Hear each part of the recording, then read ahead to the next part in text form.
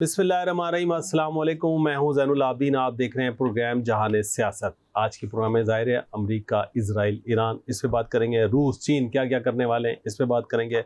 और क्या कुछ होने वाला है, क्या अमेरिका ने जो फैसला किया है हमला करने का, वाकई फैसला हो चुका है, क्या हमला होगा, अगर हुआ तो रद्द अमल क्या होगा चीन और रूस का, और ख़ुद ईरान क्या सलूक करेगा, ये सब बातें आज होंगी प्रोग्राम में। मिर्ज़ा साहब अस्सलाम वालेकुम।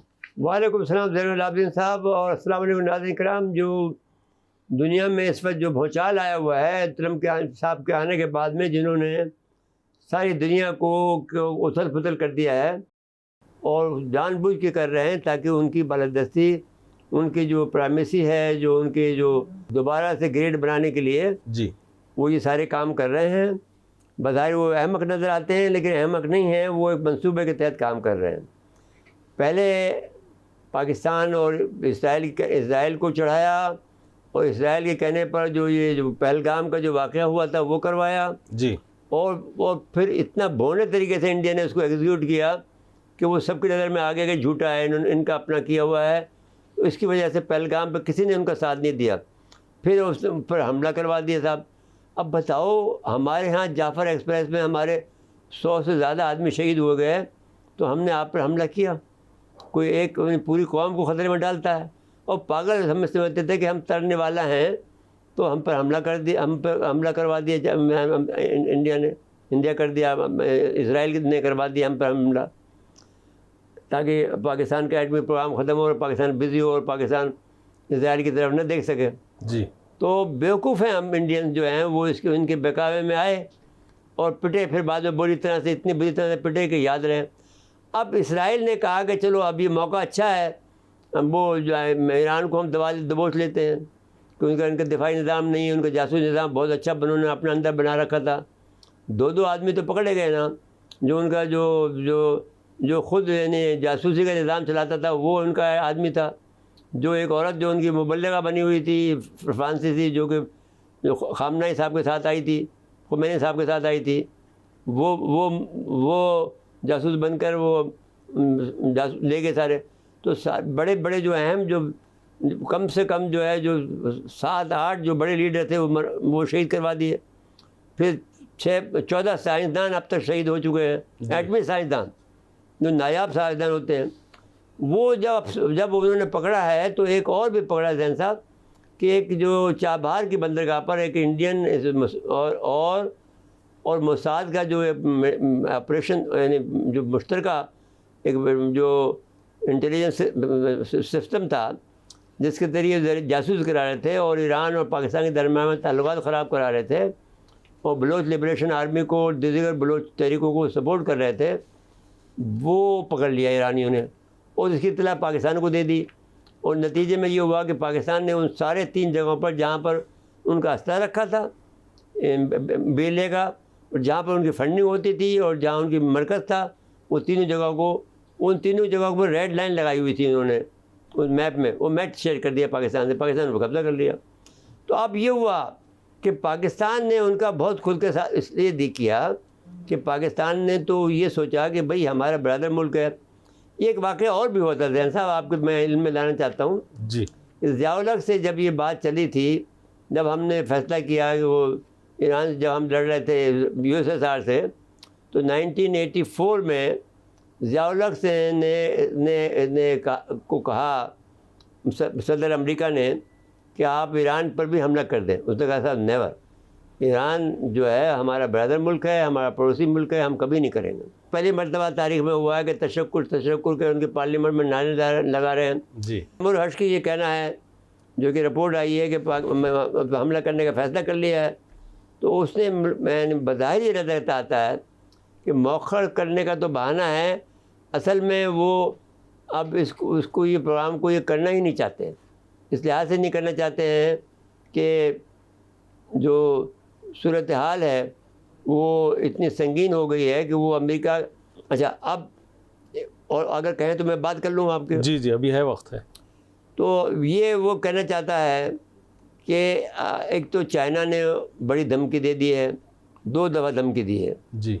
वो कहा है कि अगर आप जो एग्रेशन जो किया है वो किया है, इसराइल ने किया है। उसको चाहिए कि वो जंग रोके जी। नहीं तो अच्छा। अब दूसरी बात ये हुई है कि उसने कहा है कि बूश शहर में हमारे 275 आदमी रूसी मौजूद है। रूस ने बूश शहर एटमी प्लांट में हम काम करें, उधर की तरफ आपने रुख भी किया जी। तो अब फिर आपकी खैर नहीं है। फिर अब मैं ये सोचता हूँ कि क्यों ना ये सोचा जाए कि जो शाह नेमतुल्लाह शाह वली ने जो बात की थी, ये तो अलिफ से भी, ये भी तो शुरू होता है अलिफ से, ईरान में इसराइल भी जी। मुमकिन है इसी को उड़ा दे रूसी। हाँ, अगर उनके आदमी अगर आज उनके मारे गए, हाँ, उनके पॉलिसी के खिलाफ कोई काम हुआ तो वो मारेंगे। नहीं, आदमी मारने पे करेंगे, पॉलिसी के खिलाफ पे तो नहीं करेंगे कुछ भी। हाँ, उनके जानी नुकसान उनके लोगों जानी नुकसान तो बर्दाश्त नहीं करेंगे जी। तो अब इसके अलावा दूसरी बात सुन लीजिए। 3 तो उनके कार्गो जहाज़ हमारे सरहदों को पार करके तेहरान पहुँचे हैं जी, जिसमें जो बहुत कुछ सामान होगा, मिसाइल होंगे चाइना के। तो अब उसमें B-2 बम्बार तैयारों को मारना बहुत आसान है जी, क्योंकि वो बहुत स्लो रफ्तार है उसकी और बहुत भारी होता है। 300 टन 30,000 पाउंड तो उसका वजन है। वो लेके जाएगा, वो जो लेके जाएगा उसके पीछे अगर फर्स्ट को 4 भी आ रहे हों बी बम्बार, तो उसके पीछे अगर 50 जो हैं और भी तैयारे आ रहे होंगे तो 10 तो उसमें हिट हो जाएंगे जी। और अगर फर्स्ट को लोग PL-15 उनके पास आ गया जी, F-15 तो किसी को नहीं छोड़ेगा जी। 100 भी आ गए तो 100 को तो मार देगा वो। और दूसरी बात, अगर वर्ष बाय वर्ष जो है उनकी हालत ये हो गई कि वो फर्दों पे हमला भी कर देंगे, उससे जो नाकी फैलेगी, जो रेडिएशन जो फैलेगी, तो वो फिर बूश शहर तक नहीं पहुंचेगी, वो फिर तेहरान तक नहीं पहुंचेगी, कुम तक नहीं पहुंचेगी, मशरक़ तक नहीं पहुंचेगी। 500, 700, 800 किलोमीटर तक सफ़र करता हो, हमारे तक भी पहुंचेगी। तो हम कैसे बर्दाश्त कर सकते हैं? तो कोई ना कोई तो हमला करेगा ना उसके ऊपर। फिर फर्दो है भी तो IAEA की जो रिपोर्ट है उसके मुताबिक वो 800 मीटर ज़ेर ज़मीन है भाई, जबकि ये बस्टर बम अगर इस्तेमाल भी होता है तो 61 मीटर को नहीं तो वो टारगेट कर सकता है। फिर भी तो अभी तो पैदर पे मारे, अभी भी जो हमला किया फर्दों पर इसराइल ने, तो उससे धमाके तो हो रहे हैं ना, धमाके हुए, लेकिन वो जल्दी आ रहे हैं 2.9 के, 2.4 के, 2. के। लेकिन IAEA ने कहा है कि प्लांट को अभी तक नुकसान नहीं हुआ है। वो नहीं हो सकता है, इसलिए नहीं हो सकता है। लेकिन अगर वो मुसलसल बमबारी करेंगे तो होगा ना, तो फिर वो उस सर से बमबार पर तैरा भी गिर जाएगा। मुमकिन है, ज़रूरी नहीं है कि वो PL-15 की जगह पर अगर ईरानियों के अपने मिसाइल वो मार देंगे जी। अभी तक ईरान के अभी तो कारामत चल रहे हैं उनके मिसाइल, काम में कर, और वो अभी हम उस पर बात करते हैं, पहले तो हम ये बात कर लें जी। फिर इसके अलावा ईरान ने चीन ने एक और काम किया है जी कि उनका जो A-155 और 15A दो जो स्पाई जो जहाज़ हैं, समुद्री जहाज़ हैं, बहरी बेड़ा जो है, वो हुर्मुज़ में आके बैठ गया और वो यानी रियल टाइम इंफॉर्मेशन दे रहा है ईरानियों को कि कौन सा तैयारा, कौन सा मिसाइल आपकी तरफ आ रहा है जी। और उसका रोकथाम के लिए उनको जो सिस्टम दिया है जी, उसको लगाने में 1 हफ्ता तो लगेगा। एकदम यानी रेडीमेड तो नहीं होगा, लेकिन उनके पास जो HQ-9 है, ये ऐसा है कि वो मुमकिन है कि तैयार हालत में हो जी, और उसको चीनी चला रहे हों या पाकिस्तानी चला रहे हों, और वो मोबाइल है, यानी ट्रकों पर लग सकता है, बड़े ट्रक पर लग जाएगा जी, वो उससे मार देंगे। अगर वो हालत में आ गया तो B-2 को मारना तो बहुत ही आसान हो जाएगा। वो अब ज़मीन में, ईरान की ज़मीन में घुसेगा नहीं, फ़िज़ा में घुसेगा नहीं, कि पहले हम उसको उड़ा देंगे। तो अगर ये सूरत हाल देख लें, अब जैसे कि बहुत सी झूठी खबरें उड़ रही हैं कि साहब पाकिस्तान के 13 पायलट वहाँ मौजूद हैं। भाई 13 पायलट होते तो हम जहाज़ ना उड़ा रहे होते जी। वहाँ बैठे हुआ कि हमारे बैठे वहाँ पर कोई एक्सरसाइज करने गए हैं वहाँ पर, या वहाँ पर तमाशा देखने गए हैं। अगर जाएंगे तो हम तैयार ले जाके मार देंगे तुम्हें, क्या हमें कोई डर थोड़ी। तुमने तो हम तुम्हारे खिलाफ लड़ने जंग किया हुआ है। तुम्हारे जो वहाँ के दानिशमंद ने ये कहा है कि साहब हम पाकिस्तान को खिलाफ जो है बड़ी कार्रवाई करेंगे। तो अब ये इसके बाद में ईरान के बाद में पाकिस्तान का नंबर लेंगे। तमाम मुसलमानों को ये पैगाम है जी कि भाई ये हमारी रेड लाइन ईरान है। अगर ईरान हमारा, देखो जो जो हम तो नहीं, मैंने खुल्लम खुल्ला उनके खिलाफ कोई बात नहीं कर रहे हैं, खुल्लम खुल्ला में इसराइल से नहीं लड़ रहे हैं, ईरान लड़ रहा है। For God sake help him, help Iran. इसलिए कि यही एक तरीका है आप सबके बचत का। जो भी बचत आप कर सकते हो, ये ज़रूर ठीक है कि ऐसा अरबों ने मना कर दिया कि हम अपने ज़मीन से नहीं उड़ने देंगे बमबार को, B-2 बमबार को। लेकिन देखें वो एक एयर तो स्पेस जो है वो इस्तेमाल हो रही है ना? भाई अमेरिका को कौन रोक सकता है? उर्दन की इस्तेमाल हो रही है भाई।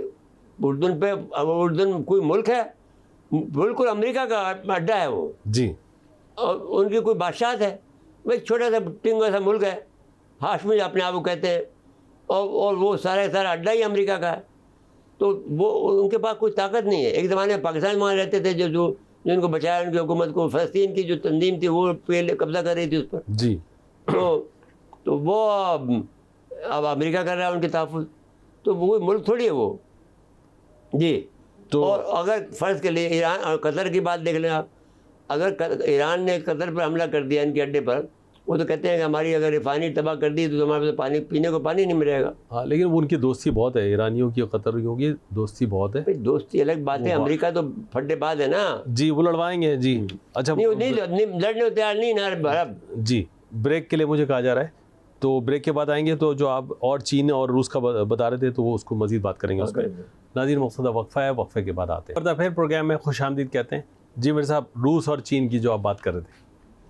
भाई जैसे मैंने आपसे कहा कि रूस ने, एक तो मैं दोबारा से रिपीट कर लेता हूँ कि बूश शहर पर 275 रूसी काम कर रहे हैं, और रूसियों ने बिल्कुल इंतबाह किया है इजराइलियों को कि अगर उधर तरफ तो रुख भी किया तो ठीक नहीं होगा, और उन्होंने वादा कर लिया कि हम उधर नहीं जाएंगे।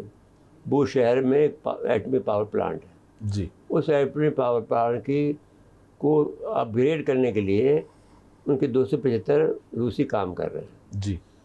अब एक बात तो ये हो गई, और रूसियों ने फिर और दूसरी बात भी अमेरिका को भी कहा है। जब अमेरिका ने कहा हमला करेंगे तो उसने कहा देखभाल कर लीजिए, आप अपने हाथ से आगे ना बढ़े। वो बहुत और उस पर कोई बात नहीं की उसने। जब उसने ये भी कहा कि जब हम आयतुल्लाह खामनाई को शहीद कर देंगे, तो उस पर उसने कहा कि ये यहाँ ईरान की हुकूमत की जो तब्दीली हमें मंजूर नहीं है जी। ईरान के जो निज़ाम बदलना चाहते हैं आप, हमने उसके लिए तैयार नहीं है। तो वो भी रद्द कर दिया, और कहा कि अगर खामनाई को शहीद किया गया तो उसके नतीजे बहुत ख़तरनाक निकलेंगे। ये रूस ने उनको तबाह कर दिया। अब जो 3 बातें हो गई। चीन ने कहा अमेरिका के बगैर भी दुनिया चल सकती है, अमेरिका के बगैर भी दुनिया चल सकती है। जिसके बाद में डर इतना ज़्यादा हुआ कि अमेरिका का जो वो तैयारा जिसके बाद में जो बनाया गया इस काम के लिए कि अगर कोई आलमी जंग हो जाए, एटमी जंग हो जाए, तो फिर वो तैयारा सदर को महफूज करने के लिए उठा के ले जाए। वो तैयारा वहाँ देखा गया, वो एक देखा नहीं गया, वहाँ मौजूद है वाशिंगटन में उनके उसको कि अगर ईरान हुआ, क्योंकि हम जब ये बात एक लफ्ज़ इस्तेमाल कर रहे हैं, अलिफ का लफ्ज़ इस्तेमाल कर रहे हैं, उसमें अमेरिका आता है और इसराइल तो आई से आता ना। मैं ये बात, वो भी अलिफ से आता है, उर्दू में तो वो से आएगा जी। लेकिन अब अमेरिका जैसे बड़े मुल्क को तबाह कैसे किया जा सकता है? तो इंग्लैंड भी आता है, हिंदुस्तान भी आता है। अब बहरहाल लेकिन उन्होंने इसको इबाहम रखा है, इसलिए कि ना उस वक्त इसराइल मौजूद था ना अमेरिका मौजूद था, जिस वक्त उन्होंने किया था 800 साल पहले, 850 साल पहले। तो बहरहाल ये जो चीन और रूस का रद्द-ए-अमल आया है, इससे अमेरिका को थोड़ा सा परेशानी हुई है। हाँ, और फिर अब अमेरिका के बहरी अड्डा जो है, वो बहरी बेड़े जो है उनका ईरान के समंदर की तरफ जा रहे हैं। वो बहरहाल मेरा ज़ाती राय ये है कि अमेरिकन भी बहुत तंग आ गए हैं नेतन्याहू से। इसके इतना जुल्म किया यार, कोई हद होती है। और ये बात भी नहीं मानते, और इसकी बात भी नहीं मानता, और ये इस बात पे बहुत बहुत गुस्से होता है कि मेरी बात क्यों नहीं मानी। अभी जो हमारे फील्ड मार्शल को बताया, वो इस बात कहा कि साहब मैं शुक्रिया के लिए बुला रहा हूँ कि साहब इसने मेरी बात मान ली और इंडिया को घात में डाली। बस ये कह दिया कि इंडिया भी ग्रेट कंट्री है और पाकिस्तान भी ग्रेट कंट्री है जी। तो पाकिस्तान के साथ में वो जहाँ असल बात तो ये ईरान की करना चाहता था कि ईरान की बारे हमारे क्या रद्द-ए-अमल होगा। हमारा रद्द-ए-अमल ये भी होता है कि हम इसराइल का साथ, ईरान का साथ देंगे तो भी काफ़ी था। लेकिन हम ये कह रहे हैं, देखो बात ये है मैन साहब, आपको याद होगा कि वो शेर जो है इकबाल का कि हमने रोमा के सल्तनत भी देखी, यूनान की भी देखी, सारी दुनिया की देखी, लेकिन हमें कोई नहीं मिटा सका। जी। हम तो, और कुछ तो है हमारे में तो जिसकी वजह से अल्लाह हमारी मदद करता। तो ईरान के अंदर भी ये है कि जब आपने पहला 79 में आपने ईरान पर जब हमला किया था तो आपके जहाज़ सूल टकरा गए थे। और वो याद करें कि जो अल्लामा इफ्तिखार हुसैन नकवी साहब ने मुझे बताया कि उस वक्त आयतुल्लाह ख़ामनई साहब ने सूरह शम्स की विरद करने को कहा था सारे ईरानियों को। जी। सब ने विरद किया तो उनको नज़र ही नहीं, धुंधला हो गया, कोई करीब ही नहीं पहुँच सके। हालांकि वो उन्होंने ज़्यादती की हुई थी ईरानियों ने कि वो उनके सफारत खाने पर कब्ज़ा कर लिया था, उनको हॉस्टेज बना लिया था अमेरिकनों को। जी। तो लेकिन ये रूहानी ताकत तो इनके पास है ना, वो अल्लाह को इतना, अब जैसे अब मैंने कहा आपसे बात, फिर मैं दोबारा रिपीट करना चाहता हूँ कि आयतुल्लाह ख़ामनई साहब में भी बड़ी रूहानियत है। उन्होंने ये कहा कि साहब मैं अहम नहीं हूँ, ईरान अहम नहीं है, इस्लाम अहम है। जी। इस्लाम को ज़िंदा रहना है, इस्लाम के लिए हम सब कुछ करेंगे। अब उसकी वजह से जितने भी इस्लाम मुसलमान लोग हैं सबके जीत लिए उन्होंने। और इसलिए 22 मुल्कों ने ईरान की सपोर्ट का हिमायत की, मुसलमान मुल्कों ने, जो कभी जमा, अगर वो ईरान के नाम से कोई जमा होते नहीं थे, बल्कि डर रहे थे कि साहब ईरान एटमी ताकत बन जाएगा। जी। अब बात ये है कि खुद आईए ने खुलकर कह दिया है कि वो एटम बम नहीं बना रहे हैं, इसके बाद में तुम क्यों पीछे पड़े हुए हो उनके? लेकिन वो अमेरिकी अपनी तंजीमों की रिपोर्ट पे चलते हैं ना, उनकी एक तंजीम है, उन्होंने रिपोर्ट दी है कि ईरान अफजूदी कर चुका है, 42 किलो यूरेनियम चाहिए, ठीक है, जो ईरान तैयार कर चुका है। भाई 92% यूरेनियम की अफजूदा होना चाहिए। वो 95 का दावा कर रहे हैं कि 95 हो गया तो फिर, अगर हो गया तो बना लेंगे, लेकिन उनका फतवा भी तो मौजूद है ना कि हम एटम बम नहीं बना रहे। जी। तो अब वो फतवे को कैसे रद्द करेंगे? तो लेकिन अमेरिकी तो आप मौका दे रहे हो कि वो फतवे को से रुजू करें। जी।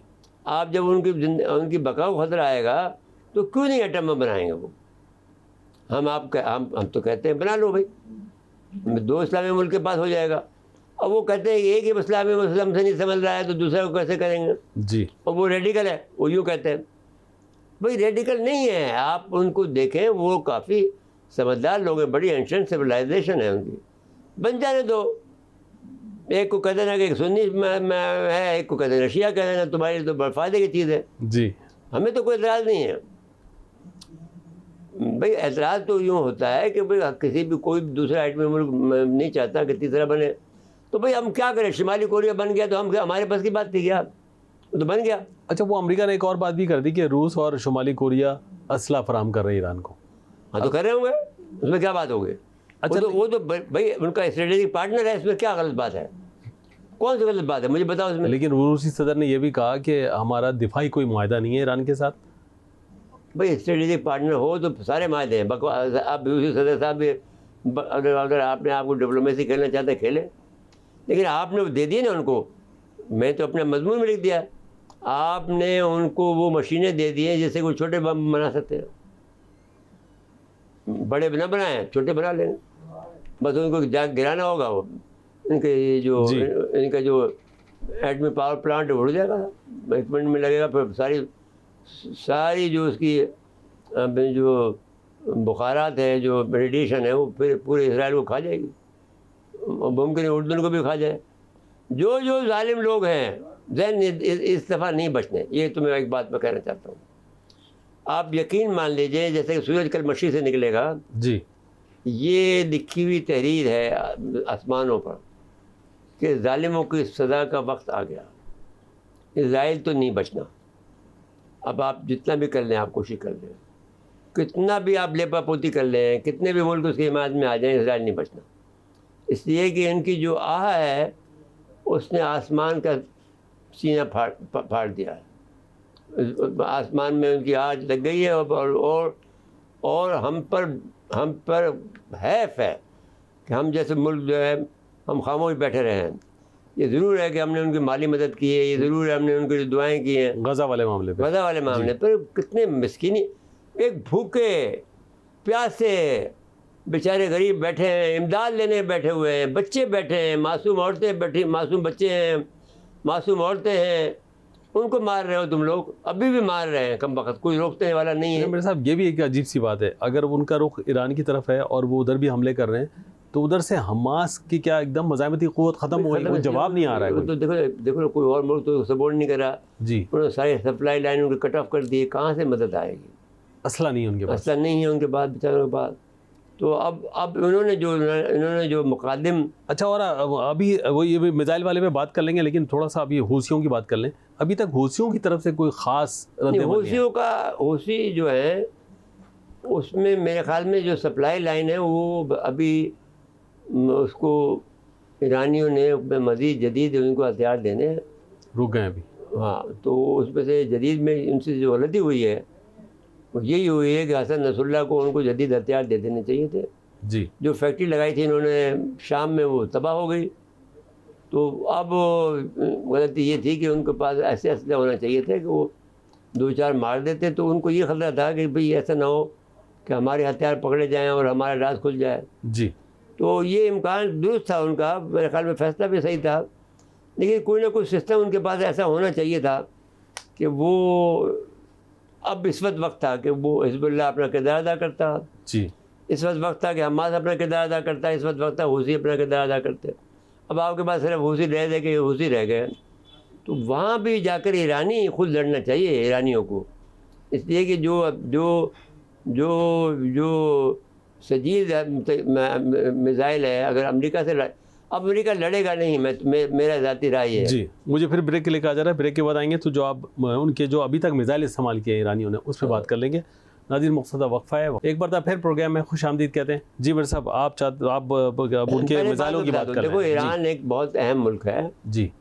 पाकिस्तान का जो पर्सपेक्टिव है वो इंडिया स्पेसिफिक है जी, रीजनल है, लेकिन इंडिया का जो पर्सपेक्टिव, ईरान का जो पर्सपेक्टिव है वो इंटरनेशनल है। ईरान का जी, ईरान सारी दुनिया के अंदर अपना जासूसी निज़ाम खुद अमेरिका में चला रहा है, हम तो नहीं चला रहे। अगर हमारा चल भी रहा होगा तो मुश्किल से 2, 4, 5, 6 आदमी पर मुश्तमिल होगा, जो वहाँ के इंटेलिजेंस के लोग होंगे जी, जो हमारे होंगे वो उनसे सेनेटरों से मिल लेते होंगे, बस वो उनको जासूस निज़ाम बस इतना ही है, इसी हद तक है। लेकिन ईरानियों का जासूस निज़ाम जो है वो बहुत गहरा है। दूसरा ये है कि दुनिया भर में है उनका, पाकिस्तान में भी ज़्यादा है, इंडिया में शायद इतना ज़्यादा नहीं है, लेकिन है तो सही। तो लेकिन वो दोस्त समझते थे, अब उनको रखना पड़ेगा वहाँ पर ज़्यादा। तो अब सवाल ये है, दूसरी बात ये थी, बड़े काम उन्होंने ये किया। अच्छा, एक तो ये बात मैं कहना चाहता हूँ, पहले तो हम तफसील में नहीं जाते हैं, पहले तो उनकी बता देते हैं। दूसरा वो ये SCO का मेंबर है जी, शंघाई ताउन तंजीम का। तीसरा ये है कि वो जो ग्लोबल साउथ है उसका मेंबर है जी। तो इतने बड़ा ब्रिक्स का वो मेंबर है, SCO का वो मेंबर है, ग्लोबल साउथ का वो मेंबर है, तो उसका एक इंटरनेशनल पर्सपेक्टिव है। आप ब्रिक्स के मेंबर नहीं हैं अभी तक, आप ग्लोबल साउथ के मेंबर भी नहीं हैं जी, आप सिर्फ SCO के मेंबर हैं। तो इस लिहाज से उनका जो दायरा कार है ज़्यादा वसी है। दूसरी बात यह है कि उन्होंने अब तक जो मिसाइल इस्तेमाल किए हैं वो मुकादिम है, शाहिद है, गज़ा है, ये मिसाइल, और फिर सजील है।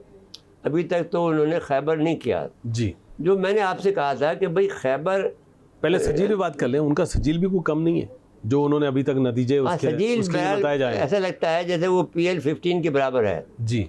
PL-15 की ये अदा है कि वो स्लो चलेगा, जब टारगेट के पास जाएगा तो उसकी एकदम से रफ्तार 5 मैक हो जाती है जी, जो फिर वो नज़र नहीं आता, फिर नहीं जाहिर है कि वो इतना फास्ट होता है कि उसके बाद टाइम नहीं होता जी। एक आध मिनट का टाइम होता है, एक आध मिनट, लेकिन एक पायलट के लिए एक आध मिनट बहुत बहुत होता है। तो लेकिन वो गच्चा भी दे जाए तब भी उसके करीब जाकर वो फटेगा जी, तो जहाज़ को नुकसान पहुँचा देगा। मुमकिन पायलट बच जाए, अगर डायरेक्ट लगेगा तो पायलट भी नहीं बचेगा। तो बहुत कुछ आप देखिए, इंडिया के अंदर जब राज खुलेगा तो ये नहीं होगा कि सिर्फ 6 तैयारे मार गिराए। 6 तैयारे तो हमने शोर कहा है, 7 तैयारे, लेकिन एक ड्रोन, बड़ा ड्रोन गिराया था, 2 ब्रांड, जो 7वां वो है जी। लेकिन आप जब बात राज खुलेगा तो आपको पता लगेगा ज़्यादा मार दिए हमने। और ये भी राज खुलेगा कि जो ड्रोन चला रहे थे इनके जो रूसी जी भोज में या ये जो आदमपुर था वहाँ चला बैठे हुए थे, वो भी मारे गए हैं। अच्छा, हम उसमें एहतियात बरत रहे हैं कि मारे का लफ्ज़ इस्तेमाल हम नहीं कर रहे हैं, हम कहते हैं वो ज़ख्मी हो गए हैं। जी तो कम से कम वो वहाँ पर 10-12 इसराइली इंडिया में ज़ख्मी हुए हैं। इंडिया में भी इसराइलियों को हमने मारा है और उससे यह ज़ख्मी किया है। चलो, अगर हमारी ऑफिशियल मौक़िफ़ है तो हम उसी पे रहते हैं। जी ऑफिशियल भी नहीं है, नॉन ऑफिशियल है ये, कि भाई जब वो वहाँ पर बैठे थे तो ज़ाहिर है जब वो हमने अड्डे को तबाह किया तो उसमें वो भी वो बैठे हुए थे। जी मेरे साहब आ जाएँ उधर वापस। वो जो मिसाइल की बात करते हैं कि देखिए उन्होंने मकाबले में इस्तेमाल किया शाहिद, गज़ा। हाँ, गज़ा भी रखा है, गज़ा भी रखना बड़ी शानदार बात है जी कि अल्लाह ताला ने, और वो अल्लाह का शुक्र अदा करें हम सब लोग कि गज़ा का जो है वो बदला इज़राइल ले रहा है, ईरान ले रहा है। जी इज़राइल में वही वहाँ लगी हुई है जो कि बेचारे गरीब वो हमारे हमास के भाई मुसलमान करते थे। जी और हम पर हैफ है कि हम मदद करने को नहीं कर सके मुसलमान। और अच्छा, ये जो फर्दों की बात जो कर रहे हैं जी, तो वो फर्दों को नहीं तबाह कर सकेंगे, इसलिए कि अब वो ईरान को समझ में आ गया, अमेरिका को समझ में आ गया कि भाई वो जंग है इसराइल की। अमेरिका में खुद प्रेशर यही है कि भाई आप जंग ईरान की है तो आप क्यों, आप इसराइल की जंग है आप क्यों उसमें पढ़ते हैं। उनके सेनेटर्स भी चिल्ला रहे हैं कि भाई आप नहीं पढ़े। सेनेटर भी चिल्ला रहे हैं सारे और वो सिवाय ये कि ये भेज सकता है ये इनको ये गलती नहीं करनी चाहिए कि ईरान को कभी भी इनके प्लांट इनको आप इश्तिहार दिलाएं अमेरिका पे हमला न करें। जी बस आप इज़राइल को ठोके जाएं। बस ये वो भी यही चाहता है कि आप इज़राइल को ठोकें, हमें हमारे कुछ कहें। जी तो आप उनकी बात को मान लें और हम आपसे दस्ता अर्ज़ करते हैं ईरानियों से कि अमेरिका को छोड़ दें आप, वो आपको छेड़ेगा भी, आपको धमकियाँ भी देगा, उकसाएंगे लेकिन आप उनके उकसाए में नहीं आए। जी आप सिर्फ इसराइल को ठोके जाएं। बस आपको सारी दुनिया मदद कर रही है, अल्लाह मदद कर रहा है, और क्या चाहिए आपको। आपने इसराइल को काम कर दिया तो अमेरिका भी काम कर दिया, आपने रूस का भी कर दिया, चीन का भी कर दिया, पाकिस्तान का भी कर दिया जी, और इंडिया का भी की तबाही भी कर दी जो हमारा काम है।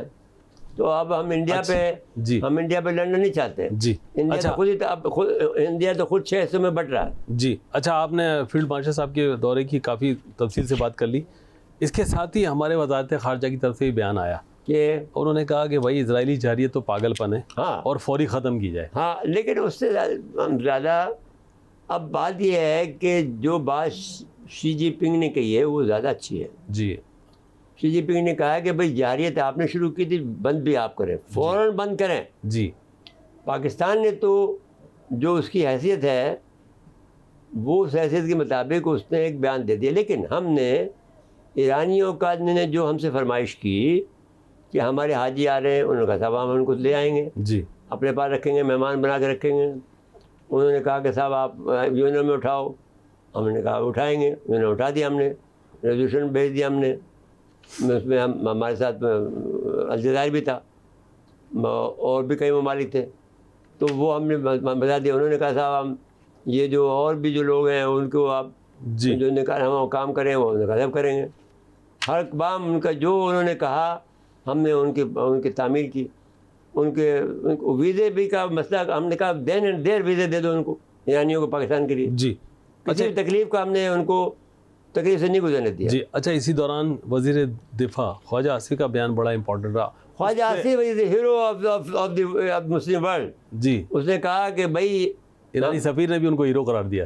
अच्छा जी, इनका सफ़ीर ने भी कहा कि हम हमारे लिए भी हीरो है। हम ख्वाजा आसिफ हमारे दोस्त हैं, लेकिन अब हमारे क्योंकि हम अब उनसे दूर बैठे हैं, तो एक दफ़ा हमारी नाराज़गी किसी बात पे हुई थी। जब मैंने उस पर एक तंज़ किया तो परवेज़ रशीद ने मुझे कहा देखो तुम्हारा दोस्त है, तुम उस पर ये इल्ज़ाम मत लगाओ। मैंने ऐसे नहीं लगाता हूँ।